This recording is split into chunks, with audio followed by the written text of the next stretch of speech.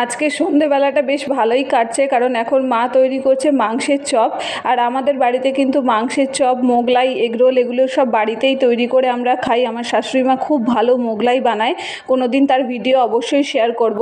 আর আজকে রাহুলের খেতে ইচ্ছে হয়েছিল চপ, তো ঘরে কিছুটা চিকেন ছিল, মা সেটা দিয়েই এখন চিকেন দিয়ে চপ বানাচ্ছে ঘরোয়াভাবে। আর এইভাবে খেতেই কিন্তু বেশি ভালো লাগে, তার কারণ হচ্ছে এতে তো কোনো রকম পোড়া তেল বা কোনো বাসি জিনিস কিছুই ব্যবহার করা হয়নি, সবটাই টাটকা। আর এরকম গরম গরম চপ সন্ধ্যাবেলা হলে কিন্তু বেশ জমেই যায়। এইসব তো বাইরে থাকলে আর খাওয়া হয় না, কারণ ওখানে এইসব পাওয়াও যায় না, আর দুজনের জন্য তেমনভাবে করতেও ইচ্ছা করতো না। কিন্তু বাড়িতে আসার পর থেকে মা এগুলো বানায় সন্ধ্যেবেলা, আর আমরা সবাই মিলে খাই। আর বাড়িতে বানালে কম খরচে অনেকটা পরিমাণেও তৈরি করা যায়। তো আমরা সন্ধ্যেবেলা সবাই মজা করে খেলাম পেঁয়াজ দিয়ে চপ। চপ খেতে তো সবাই ভালোবাসি। তো আজকে ভিডিওটা কেমন লাগলো অবশ্যই কমেন্টে জানিও। আর ভিডিও ভালো লাগলে আমার চ্যানেলটাকে সাবস্ক্রাইব করে দিয়ে পাশে থেকেও। দেখা হচ্ছে পরের ভিডিওতে।